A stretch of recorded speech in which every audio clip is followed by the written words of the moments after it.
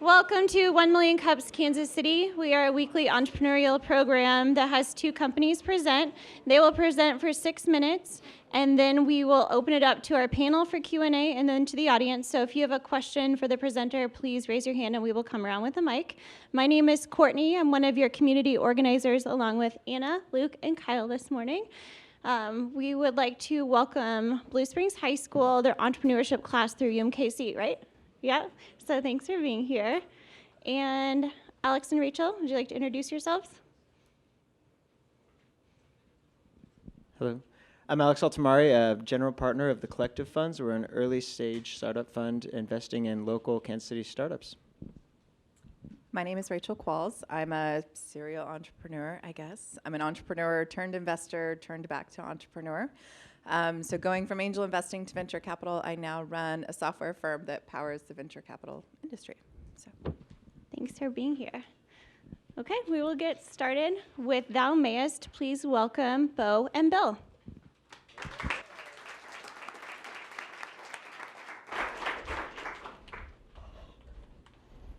Hi, everyone. How many people here, this is their first time at 1 Million Cups? Cool. So we presented here in 2013, and a lot has changed since then. So what we're going to do is just kind of have that might be going too quick, but what we have is kind of like a visual history of what we've gone through since then. So this isn't necessarily a pitch, albeit with so many people, how can we not pitch? But really, we just kind of wanted to give you an idea of where we were when we presented three years ago, and what has kind of happened since then. Because truth be told, 1 Million Cups was probably our most important catalyst for change for who we were. Did anybody see us when we presented 3 years ago? Cool. It looked a little something like this with a big piece of trace paper. Yeah, so this right here, by the way, is our business plan. This is our business plan. Yeah. So we had a big piece of trace paper and some beverages, and we figured out what we were going to do for the rest of our lives. Yeah. Everything changed once we came here, because at the time what we wanted to do was be a wholesale coffee roaster. We wanted to have a roaster in a garage.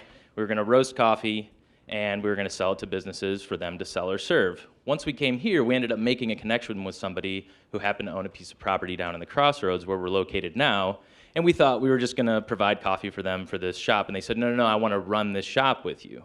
Yeah. And so this is what it looked like. So for those of you who have been down there, that's what it looked like before, and we said, oh, well, if nobody's ever done it, I guess we'll figure this out together. So we ended up gutting the whole place and kind of building it out to what it is now. And so we took a very sharp turn from just focusing on roasting coffee wholesale to trying to figure out how to create a retail experience without having any experience doing that. So this shop started in July of 2014, and so we're just over 2 years old at that space. And most recently, earlier this year, we were able to get another space to do all of our roasting and packaging and fulfillment in this much larger garage, because we used to be right there. For those of you who remember, there was a small roaster. We probably had 100 square feet to do all of our roasting and packaging, and now we have 2,500 square feet, not in a retail location, so it's super helpful. So that kind of brings you up to speed as fast as I could of where we've come from and how important 1 Million Cups was in getting us there in a very serious way. So in terms of where we are now and where we're going, we call it Thou Mayest 2.0. So we are really excited about this new program. We've got we switched over into our packaging. Whole Foods picked us up. We started getting out and about, and we started finding that there was a lot of people who were getting engaged with not only the product, but the brand. And specifically in our space. So if you've ever been down to our place on a First Friday, it is not your grandma's coffee shop. It looks very different. There's usually DJs, and we throw really awesome parties. So that was kind of a deviation from where we started. But where we're at now, it's like that fits right into the brand and into the direction we're heading. We have a hashtag, Take Fun Seriously, and we are very serious about having fun. And that's part of the brand. And we're trying to reflect that in not only the packaging, but also the feel when you come in. We sell energy, so when you come in, you should be able to, not only should be able to connect and find a comfortable space or a setting to where you can enjoy a delicious beverage in both the AM and the PM. But also being able to be energized and to be caffeinated, to be able to run and collide into other people with amazing ideas. We've had some really fun, this is the Royals Parade. There's serendipity that happens in that space. And because of it, we have a lot of people talking about that, tweeting about that. If you connect with us on social media, you'll get a chance to kind of see a lot of that. We've done really next to zero of advertising. So all this is very organic. It's all word of mouth. And then with what we're doing, we're trying to, we say we're trying to blur the lines between AM and PM. So you'll see a lot of these, this product just came out this last week. It's a coffee liqueur with Jay Rieger and Company. We've got some barrel-aged coffees. And so there's just some very, we thought where we were going, here's our model, here's our plan. And what we've been doing is following our curiosity. We've been curating really, really hard. So that just means like in our branding, in our marketing, in our space, that you're not going to see a whole lot of, I call it like clutter or like local clutter. Everybody's an artist, everybody's a musician, and everybody wants to, use a coffee shop for that. We said like, we don't know we don't have a program for that yet, so we're going to curate really hard just to make this a space where ideas can continue to collide into each other. And then adaptation, so we like to adapt very quickly. We're still small. We presented 3 years ago, but this shop's only 2 years. We don't know what the future holds. So we're just really excited to engage in the local community. We are, how can you change the world if you can't change yourself? So it starts in here, and then the revolution goes out from there. And so that's where we're at right now, is how do we create that revolution, and just not only in terms of beverages and craft that's well done, but how do we inspire and get other people caffeinated to do the same? So thanks, guys. Time. Yeah, that was pretty good. And sorry, real quick, while we're getting those questions, we're going to pass around these. This is kind of our latest creation here, so this is a sneak peek that only you'll see. This is coffee that we aged in bourbon barrels. So that's Jay Rieger whiskey barrels that we took green coffee, we aged it in, and so it's a little bit different. It's not your typical coffee. So You mentioned that this was Thou Mayest 2.0 now. Yeah. What are the plans over the next 3 or 5 years even? Where do you see this going? So plans, those are fun, right? Because we had a plan when we came here. That was 1.0, and it turned out to be something entirely different.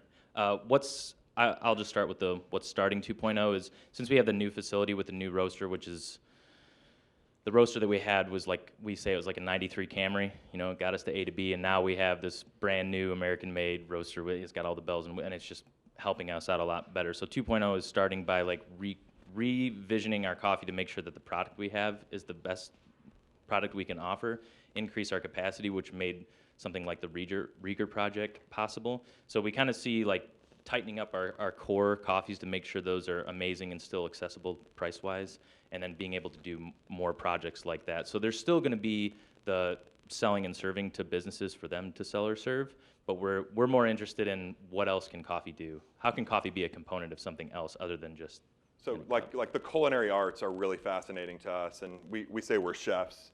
We're caramelizing sugars. And so how do we re-engage into that world to get into these other products that coffee before has kind of been this, I don't know, it's very alpha male, it's very territorial. We're selling drugs, so a lot of people get territorial about their products. And that's where I feel like where we're a little bit different, because we're like we don't believe in the red ocean. We believe in the blue ocean. The red ocean just being there's a lot of clawing, scratching, fighting, a lot of pissing competitions, and it's not interesting. We're inspired more by breweries. We're inspired more by distilleries. We're inspired by tech. These are the things to get us outside of like the myopic vision that I feel is like, we call it the rabbit hole. I mean, once you get in, you sucked into coffee. I mean, you just keep going and going because there's this thing called the God Cup, and it's this perfect cup of coffee. And you can get chasing after that, and you can miss the point, which is people, which is community, and which is like in our opinion, it's like the culinary arts. So 2.0 looks a lot more culinary. So. Well, congratulations, guys. Starting a business is ridiculously hard, and the fact that you've made it this far is spectacular and Yeah. amazing. I call year 3 the witching year because it's usually the year that it all kind of hits the fan. You know, in my world, it's the year where, you know, you've probably run out of money going for 3 years, and people expect you to have everything together and all of these things. So it sounds like you guys are well on your way. But year 3 is usually when it has to tighten because now you have to scale and execute, right? Otherwise, you kind of teeter along the same way.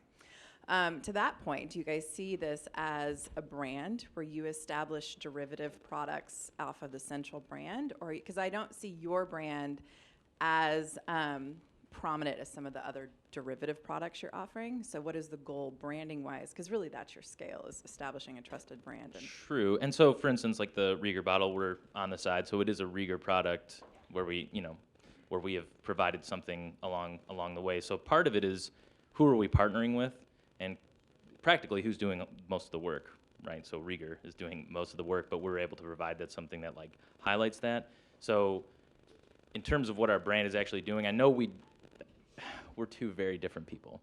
So he mostly goes crazy and I mostly get nervous. So it's a helpful dynamic that we've and we're Which is funny brothers-in-law, by the way. he's the one wearing shorts and a tie. Yeah, right. Because my Makes a lot wife of said you sense, got to yeah. dress up, and I only wear shorts and t-shirt. I said fine, I'll my time. So anyways, I think he wants to go any direction possible, and that's why this is working so well. And I'm kind of like, how is that going to be possible? How are we going to afford it? Is this confusing? So by the time we're done, we find meaningful and significant partnerships. Like Torn Label was our first one with that house brew, and that was such a good step to go up because the short story of that is, and I think making sure your brand is connected to other projects, brands, or organizations that you share a feeling of responsibility for the community and or a high level of There's just an alignment. an alignment of values, Yeah. right? And so we're not going to try to go to Anheuser-Busch, right? And we're not to go to somebody who's just hanging out in their basement making beer. We want to find somebody that's on the level, and we kind of share those values. So with Torn Label, both of us didn't have a place. We were still building that out. They brewed some beer, we brewed some coffee, and we literally mixed all of the coffees we brewed and all of the beers that they brewed, and we sat there all afternoon drinking coffee and beer, and it was the best R&D day we've had. But Little at the end of the sloshy, day, yeah. we both built out a thing, and it was a very solid relationship. And because of the values that we shared, it's been awesome the whole time. So I think in terms of what our brand is, we keep just trying to be as honest as we can. So a lot of the pictures that we show are either our product or our space or what we're doing. So don't try to hide behind things that don't exist.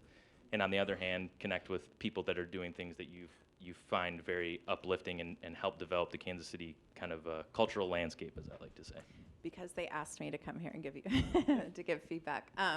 I think that's where you're going to find your business really starts to take shape. The more specific you can be about what you want to be when you grow up as a collective. My business partner and I are the exact same way. He's a fantastic, brilliant technology entrepreneur, and I call him and I'm like, James, I have an idea. And I can visibly see him start to be like, oh my gosh, no, how are we going to do this? Where is it going to come from? But I think that as you start to gel and figure it out, one of the deaths of entrepreneurial endeavors is trying to do all these things, which you have to do to test what works, right? So now that you're in year 3, I think you can probably start to see what's starting to gel and how that's going to take form. And the more specific you can be, the more effective you will grow, whether it's your branding or your partnerships or how strategic you are with that. Well, and I think too, just a little bit into where I think retail is going in general. You know, there's this, because we're producing a product and we also have this retail component. I was talking to a friend of mine up in Hamilton, Missouri, who's selling quilts online. He's making a very nice living doing that. And he's been mixing the digital and the physical together into this kind of this new era of interactive retail. And I think that's where you're going to find, for us, that's finding ourselves in the future is like, yes, we've got this digital component, and there's also this very physical, visceral space where you can come experience, like we call it the interactive billboard. You know, so for us, like when people walk in, that is who we are. You know, and I think that, you know, because a lot of times we ship all over the country. You know, we have online shipping. So, I mean, if you want to order coffee right now, you can get on your phone and order it, and it'll get shipped right to your door. So that's great. There's no real connection. And so, like, how can we connect harder through branding, you know, or just through the story? You know, it's just visual storytelling. And I think that's part of the future of retail, is like how to connect that visual storytelling into, like, connect you into the product. Here's that thing I need you to, you know, how can we help you as a community? Like, you can buy more coffee. You know, like that's how to do it. So anyway. Thanks, Bo. Okay, we're going to go ahead and open up to the audience. So if you have a question, just throw your hand up, and Courtney and I will come to you. And you get a free drink Oh yeah. at Dalmaeus Oh, if yeah. you Oh, if you ask yeah. a question. I like how we incentivize that. Okay, we're going to kick it off right here. We've got a question for you. Good to see you again, Bo. I was here for the original presentation. Thought it was awesome, really funny and engaging. So when I left that room, I thought, what in the hell is Thou Mayest, and why would you pick that as a name? So how have you overcome the branding of something so obscure like that and gotten it to connect with people? You mean Thumaist? Yes, that was because we got that. For a little However while. it's said. No, well, that's what that's how we got yeah. it. What is it? Thumaist? It's Thou Mayest. It's just old English.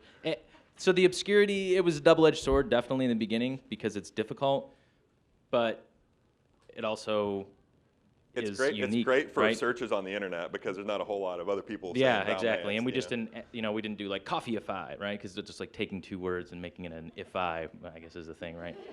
So it is essentially become so unique, and that after year one, there was nothing to overcome. So in the beginning, it was a lot of explaining. It comes from East of Eden by John Steinbeck. So you students, if you want a good book to read, it's a little thick, but so we have a story behind what the name means, because it's the central point of the book, and it's about what makes humans different than anything else is the ability to choose. And if you can choose, then that means you have this opportunity always before you, right? And that means Thou Mayest. You may do that, and we try to let that bleed in everything we do. So for instance, in the beginning we're like, are we gonna have syrups and cream and stuff for our coffee? And we're like, well, why not? If somebody wants to put whatever they want to put in their, you want to put liquor in your coffee, we can do, Thou Mayest, you can do that. So it gives us, because it's a little weird and people can't place what it means right away, in the conversation, it gives us like an opportunity to It's a good conversation flesh out starter. something more philosophical or heart-driven, I guess. I mean, and that's our why. I mean, where we're centered, and really like where the brand is centered, is around this idea, which is like, if you're going to do something, take personal responsibility. We are all in. There was no like, ooh, I wonder if this is going to be, this water is kind of cold. Like, we don't want to jump in. It's like we are just kind of cannonballed right in. And because we're all in, I mean, we took responsibility, and it's the hardest thing we've ever had to do in our lives. And we don't want to make it seem like it's, it's easy at all. I mean, entrepreneurship, for all you students, like it is going to cost you everything you have. I mean, it's going to make you shake. It's going to make you turn gray. Like, I should not be turning gray already, and this is crazy. So I mean, we lose a lot of sleep. It tests friendships. Oh yeah. And too, for serious, but because we were friends when we started, and we're brothers-in-law now. I actually married him and his wife. So Yeah, it was he's very, my pastor brother, right? That's here. right, pastor brother. So, but that is to take it seriously. One of the best pieces of advice that I didn't listen to was try to talk yourself out of going into business. Figure out why you shouldn't. Because if you can convince yourself, or someone else can convince you that you might not want to do it, then you probably don't have the something. And I don't know, it could be unique, but I can see why now. I mean, I'm glad this is working out, and there's nothing I would rather be doing. So the rewards are, you just can't, getting up and being like, this is my thing, and I'm going to go after it. But whew, it wears you. It wears you down to get there too. So, try to talk yourself out of doing that first. All right. Question back left. What types of people are you looking to attract with Thou Mayest 2.0?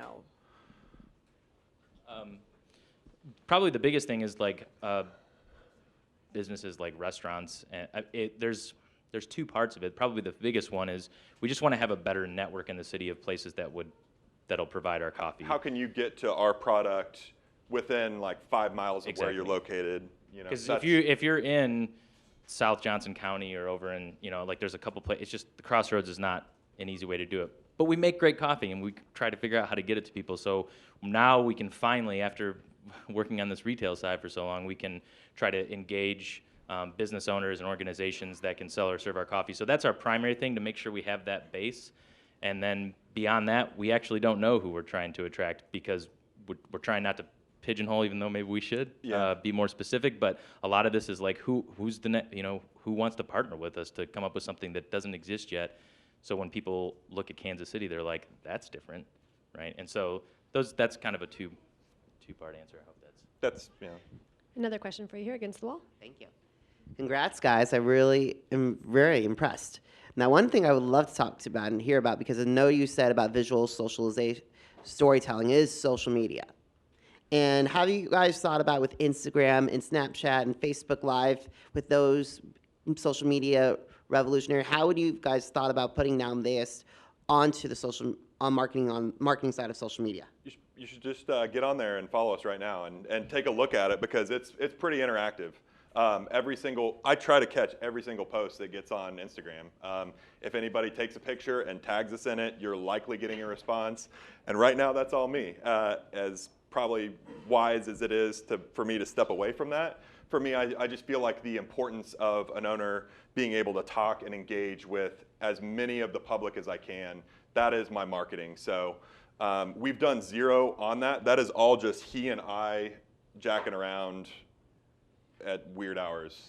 It's like 3 a.m. and I'm sitting there sending him stuff on social media. So yeah, Twitter. I mean, I think, what are our metrics right now? Like the most on. out of our in our industry, we have we're the most on Instagram, and I think Twitter, and second in Facebook. We keep track because I guess you have to, but not really kind of thinking, how are we gonna get? It doesn't really matter. We're just trying to be like, can we put out content that at least. Like, that's basically our rule is like, do you want to see this or not? Well, I mean, I would say that our Thou Mayest 2.0, like, what do we want to do, or who's our audience? Like, we call it Thou Memist.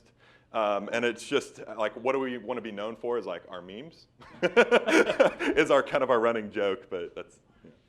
Question in the center. Yeah.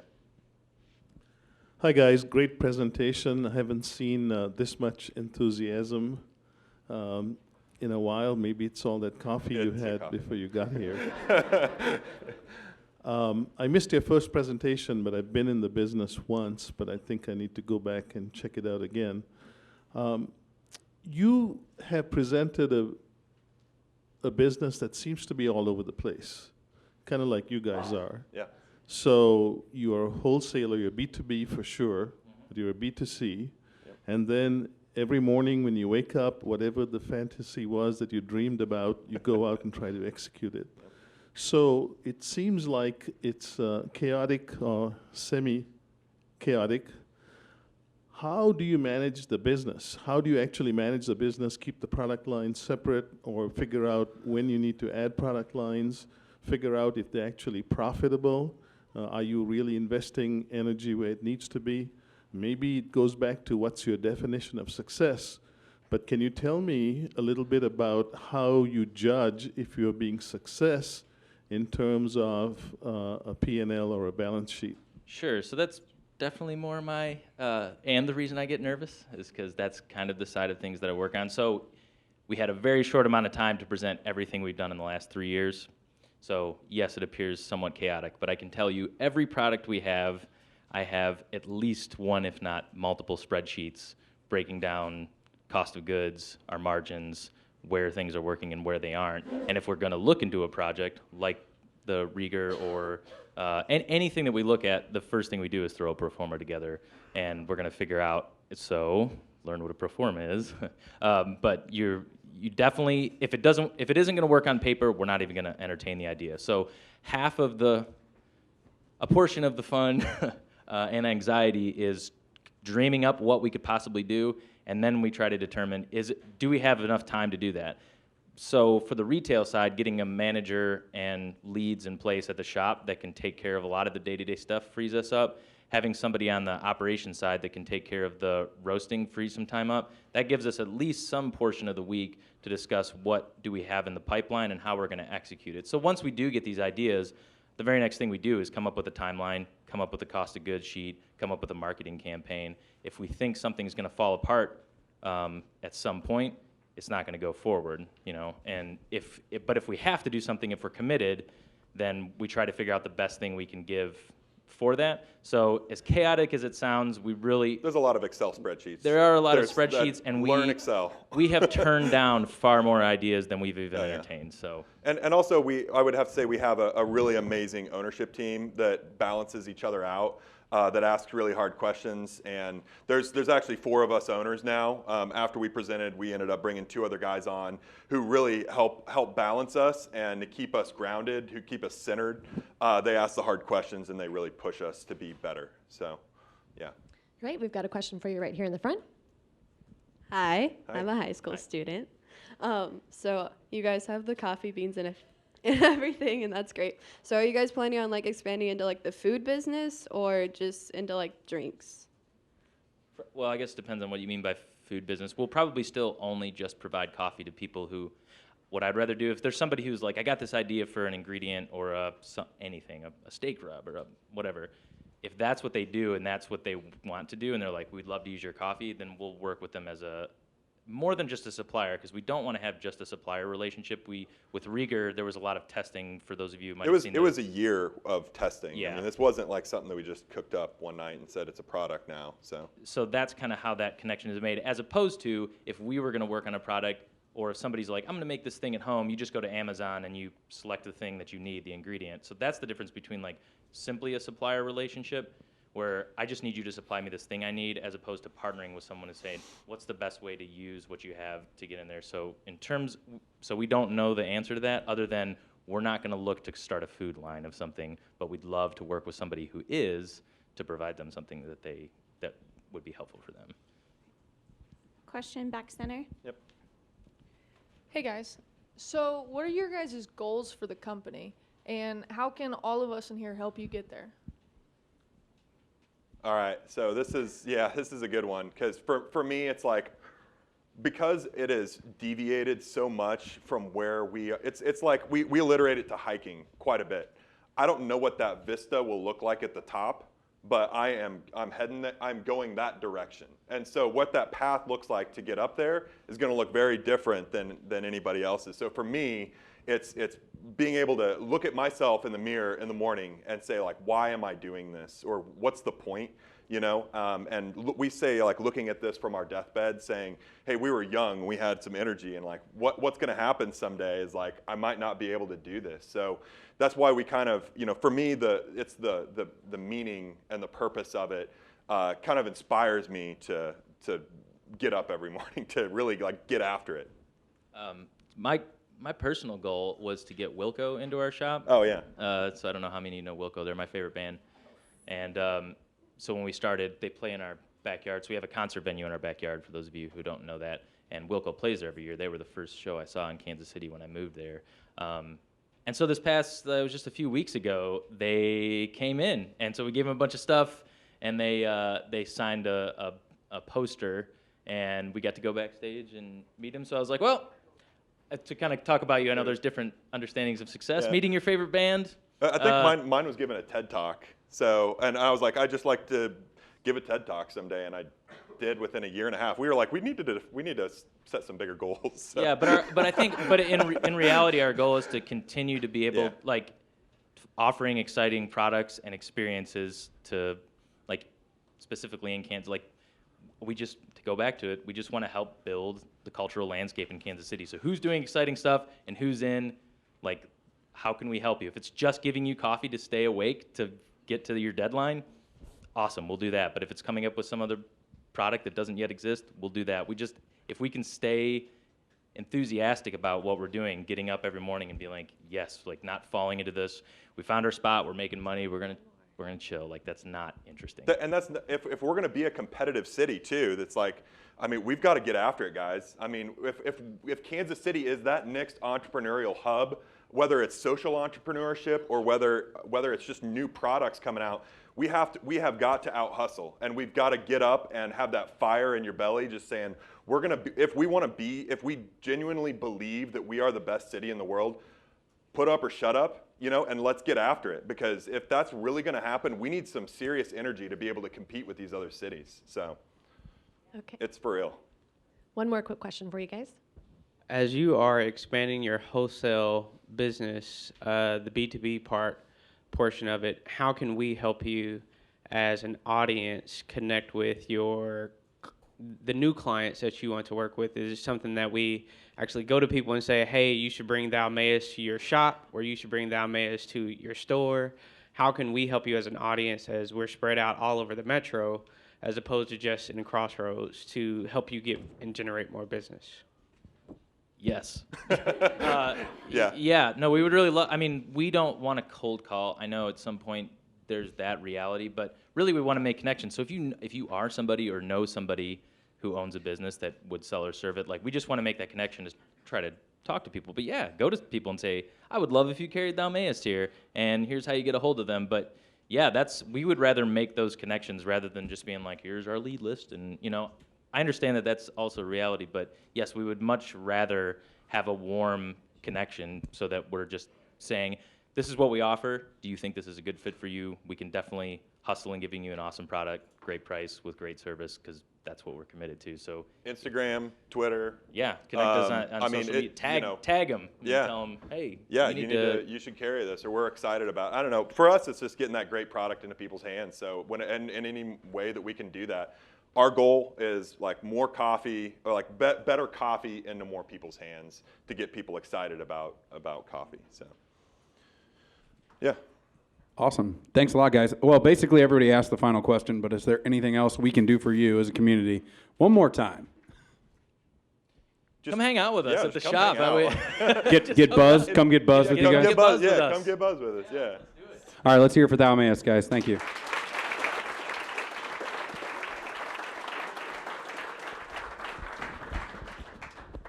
All right, a couple quick announcements while we're changing over the computer. 1 in a Million competition. The applications are due September 13th. So if you presented in the last year from August to August, you can compete for that, and the grand prize is $25,000.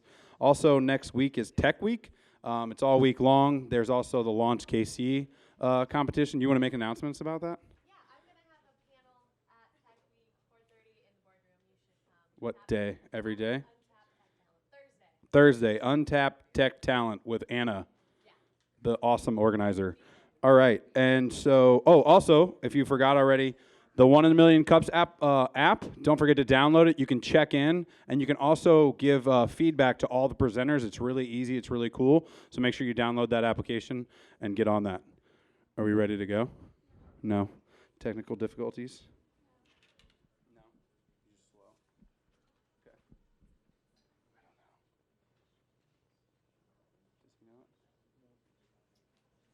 Do I ask? Do you know the password to the computer?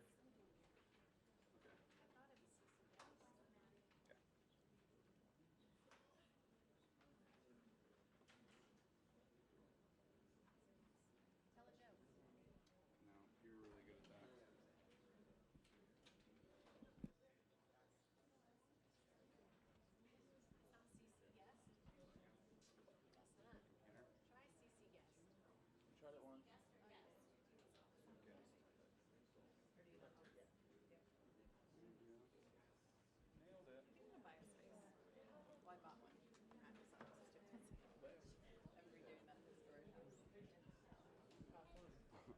All right, next presenter is Landon Young with Giving Leads.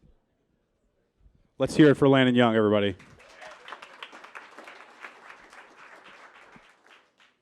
All right, so you just heard from Bo. And mic's off. Mic needed.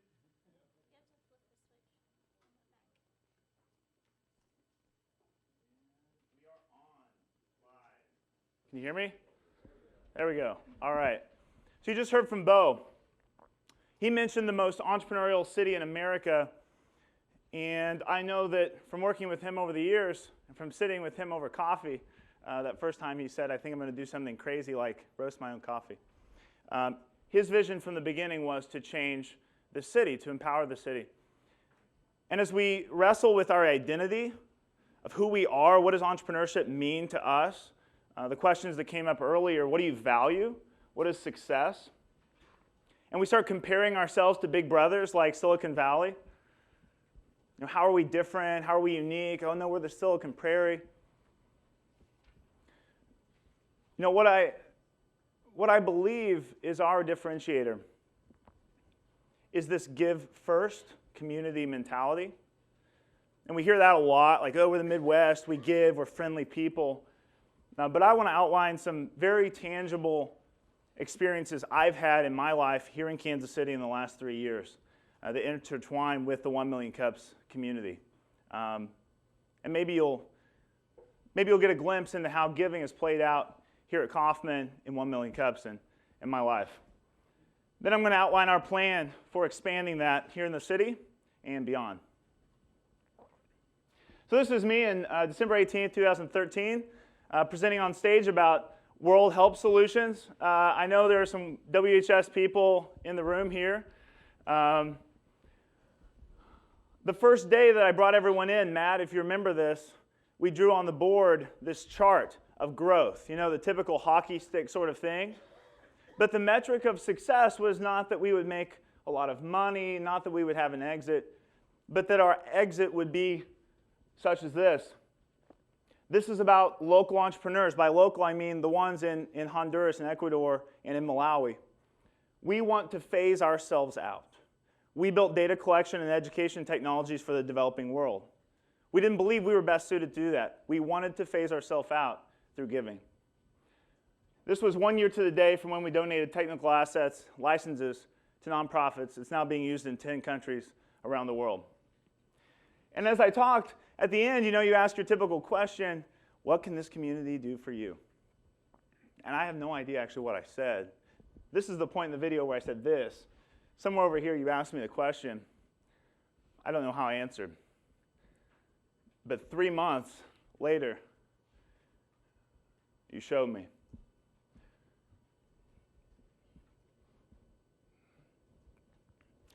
We had a house fire, and we lost everything.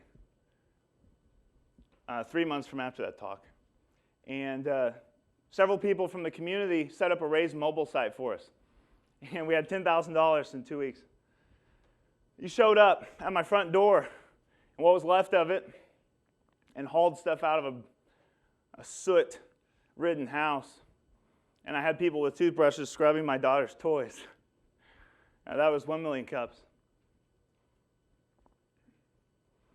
And after that experience, it gave me a whole new meaning to what this Midwest, right? Well, we help people, we care about people, it's community. This is real. This was real. You pulled out your wallets, and then you showed up. So thank you. So 1 year later, as we were giving, we looked to see how could we empower someone else. Right, we're standing on the shoulders of giants. We're standing on all of your shoulders, right? The ones that helped.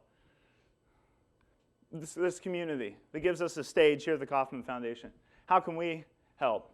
And that looked like complex asset giving, which was interesting. It was nothing I'd ever been a part of before. But these companies that you're all building, you're gaining appreciated value of your interest, of your stock. All those technical widgets that you have on GitHub are worth something. And because I had a background in nonprofit, I knew that probably if I can donate a car, I can donate an app, a website, a brand, an intangible. And it was true. So when we were acquired by Mercy Alliance, we were able to make a sizable donation to them that ultimately helped myself, Matt, our investors, from a donation standpoint. And I thought, you know, I have a lot of friends who have exited companies and some that are getting ready to. How do I help them do the same thing? Because I didn't know about it, and they probably don't either. This is Mercy. She lives in Malawi. She's someone who's using our technology now. I started sharing my story and saying, hey, here's what we're able to do. This is the impact we can have. And I started questioning, yeah, I made an impact here, which is amazing. Like, this is awesome, and our team did some amazing stuff. But how do I impact Kansas City or the Midwest?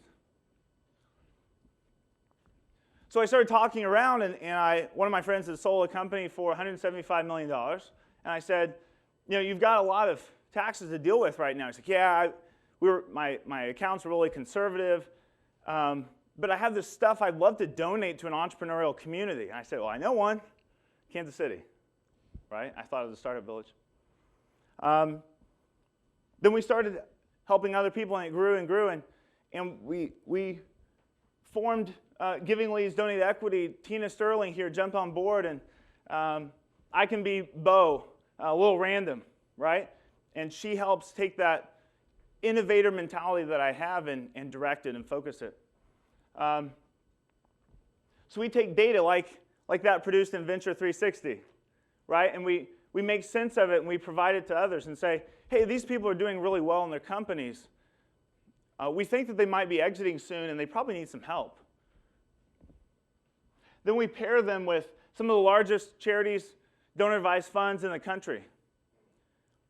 I don't know if you knew this, Kansas City is one of the most giving cities. And this is one of the most giving states in the country.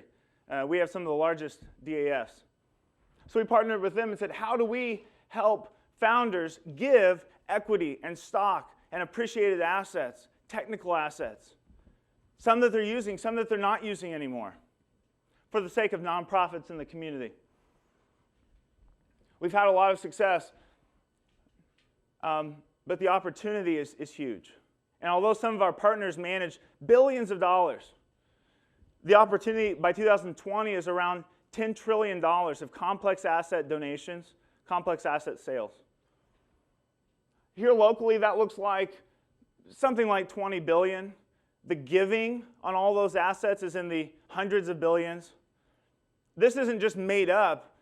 These are things that our clients and our partners do day in and day out, and we're helping them do it better. And as we started to consider this stuff, and we looked at new investment models like the Collective and others, we thought, how do we use all of these charitable dollars to invest back in the community, right? And now some of our newest funds, our VC funds, private equity, foundations that are investing, a number of them here in the community, are taking their charitable dollars and putting them into your startups, to your companies, or to your funds. There's a massive opportunity here, and we're just starting to ride the wave. But these entrepreneurs that we were meeting with, many of them, they weren't ready to sell. They're raising money, right? They're in the heat of it. They're focused here, not here. They're not thinking about the exit. Even if they have offers in the wings, they're busy just getting paperwork sent out and signing documents. They don't have time to think about some of these things. So we try to reach out to them early. So when they first hit that growth stage, $2 to $5 million, we get into the conversation. How are you doing? How are you thinking about your plan over time? How are you going to give back to this community that's helped you so much? They tend to give, on average, 2.5 to 5.9% during an exit. And that's just cash. When they consider that they can give other types of assets, that number goes, in our experience, way, way up by multiples. All right, we're going to have to open it up to the expert panel. You guys ready to go?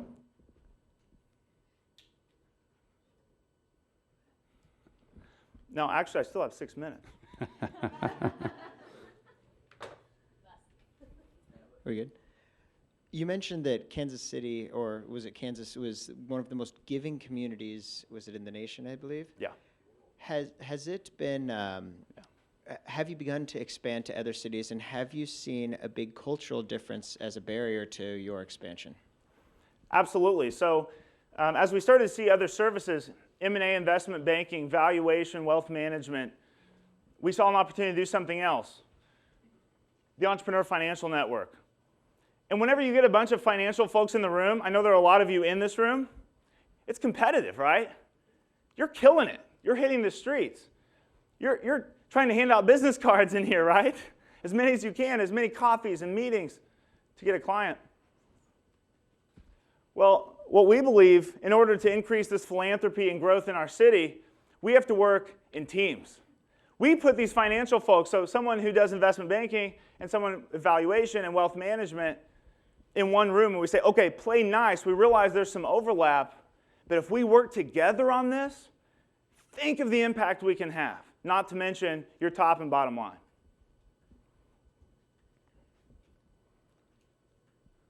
As we look to expand, our current clients, some of which are in here, if you want, you can raise your hand.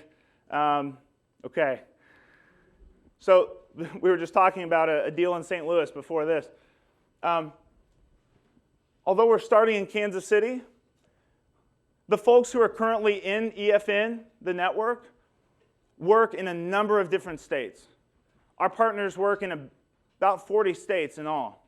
So as we expand, although we're figuring this out here in Kansas City, how to do this best in rural Midwest America, it works in, now this is not a derogatory term, but kind of a second-tier city, right? Medium-sized cities. It works perfectly all across the country. And in reality, yeah, we've done deals that, I know, Silicon Valley, Tennessee, Indiana, Kansas City, New Jersey. So we've been involved already nationwide, but we're trying to focus right now as we perfect it here. It's always so good to see you. Yeah, good to see you too. I used Venture 360 back when we officed out of the same space. It was like a little baby. Yeah, like 3 or 4 years ago. It's good. Our company product is still coming soon. But anyways, so I'm a little slow on the uptick. So Yeah. are you creating, because I heard gifting equity, so, and then how is that then directed towards this community that you're building? Is it service Yes. providers for entrepreneurs, entrepreneurs for entrepreneurs, all the above? Yes, yeah. So if you've read Victor's book, The Rainforest, right, the new VP here of entrepreneurship, he mentions these intertwined networks, right? It's not just directional. It's not just one way. There are cycles going on where entrepreneurs help entrepreneurs. Entrepreneurs help financial. I had to walk my accountant through how to give something complex, right? So it's not always the direction that you anticipate. But what we do, we're building communities, teams. These are like SEAL teams embedded in every community that are the best at what they do, targeting $5 to $50 million in revenue companies. Okay? So that is their wheelhouse. They do this day in and day out. And we always start with giving. So we look at the donor advised fund. We look at the community foundation. We look at the charity in town. Who do they work with? Who are the financial professionals that already care about this type of thing? Those are the people who we want in our network. So they're not only the best at what they do, but they also care about the things we care about. So they're giving in the way in which they can to you. And then, so let's say I give equity and then it turns into, a large financial sum. Where does that sum go and who is it directed to? Or does it support the collective? You have options. So whenever you go to give, there was an article that Tina and I wrote for Startland News that came out. Check it out. It mentions everything from zombie companies that fail to companies that IPO and how you can give, how others have given. You can be like Mark Zuckerberg, right? So whenever you give, you can choose ahead of time, up to 5 years in advance. So if you think that you might sell in the next 5 years, you just raised your Series A or B, and you're like, well, I think we're actually going to be interesting to people in the next 3 to 5 years, you can go ahead and start giving today. And there's both a tax benefit, but also, this is charitable, this is branding, this can be a part of what you do. Hopefully it's a part of what you care about. That's what we care about. But in a selfish way, it helps you as well. But you can choose a community foundation. You can choose an individual charity to give it to. So it can be a 501c3. Your benefit, just from a practical perspective, tax benefit directly to a charity, you can donate up to 50% of your income. So when you look at your tax form, it can be significant. If you're going to a donor advised fund, still huge, 30%. So you have your choices. If you know the charity you care about, Kansas City Startup Foundation, for instance, you can give directly to them.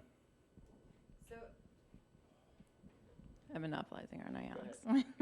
So is it like a charitable remainder trust for just a very specific directive? And obviously no one's dying, they're exiting, but whatever. But kind of that. Yeah, so let's imagine you plan to sell your company. We have a few of these in our community right now who are using our partners before they exit. They're considering what's best for me. It could be a private foundation, but it also could be a donor advised fund. I transfer the rights, right? So this DAF will own the rights to some of my stock or interest. They will then exercise those rights upon a sale, and either I've set up the account beforehand or I can set it up after the account. If you have further questions specifically on donor-advised funds, Evan is over here. He's in our network. Feel free to reach out to him. Okay, we're going to open it up to the audience for questions. So there's one straight over here.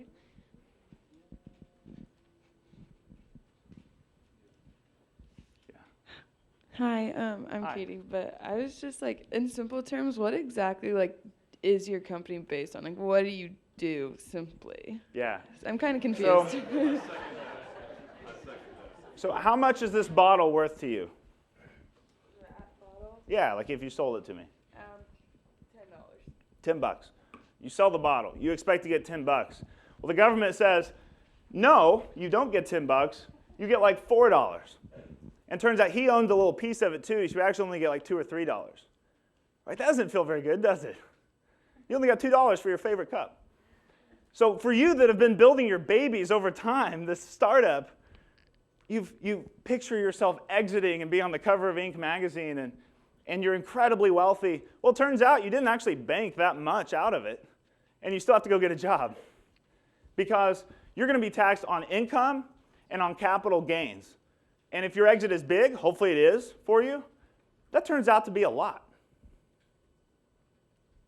So we help people.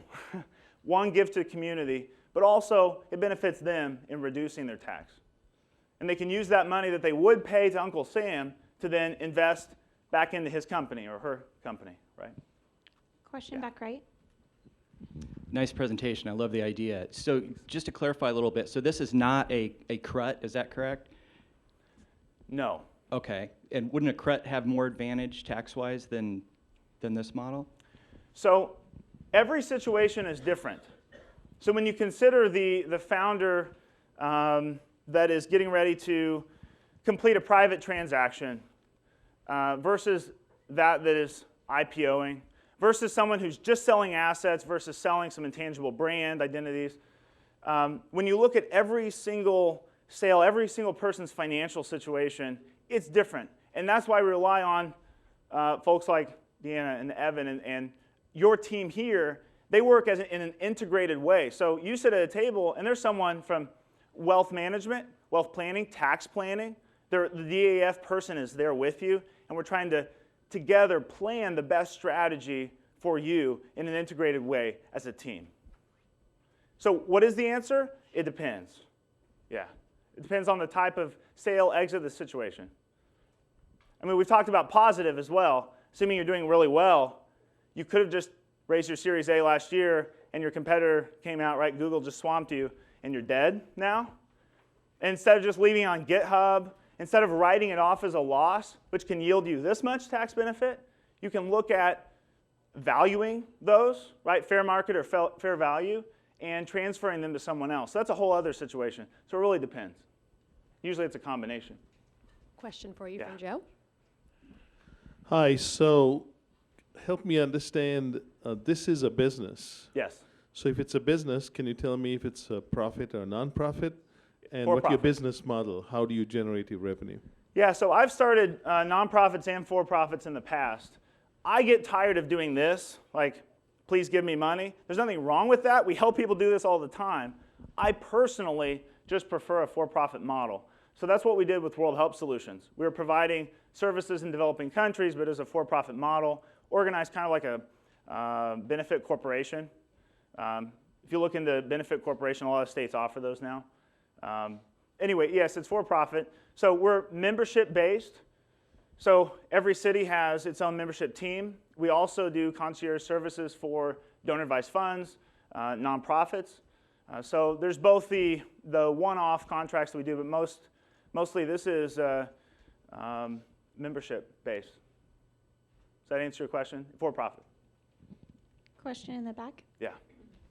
Hey, great presentation. I love the concept. Having been in the technology industry for a while, I think we've probably all seen software fall by the wayside over the years, and seen software change hands and lose a ton of value in that process. How do you ensure that the technology donated maintains value to the recipient and it's not just a big tax write-off for the donor? Great question. So the IRS has said, this is a potential issue for fraud, right? And so they put boundaries in place. One, whenever you get this thing valued, you can't just say, well, I feel like it's worth $10 million. You have to get a third party to come in and look at it. And they're going to say, oh yeah, it's potentially worth $10 million, but we're going to devalue it 90% because, let's face it, you're not still running the company, something's wrong. But yeah, there's still some value there. So one, you have to get that third party appraiser.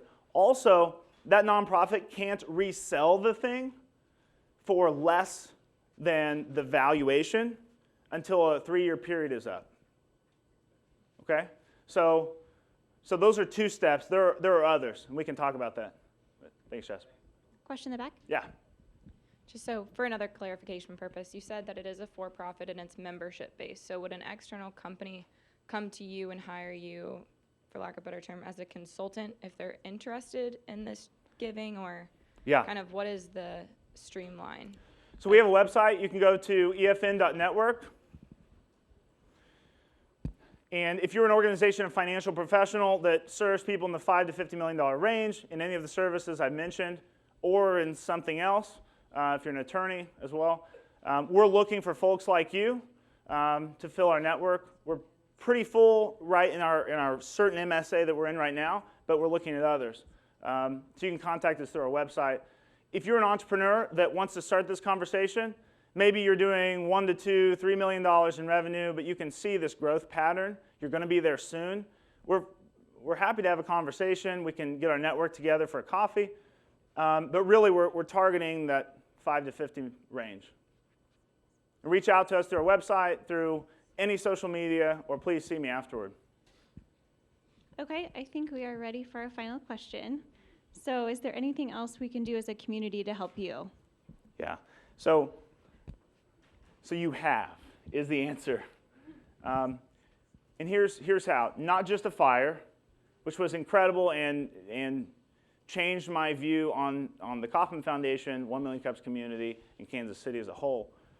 I met my co-founder for WHS here. I met Bo Nelson through 1 Million Cups in the community. I've met many of you in this room through 1 Million Cups. So you are giving. You are helping us. I'm on stage in front of 100 or so people sharing my message. Thank you for helping.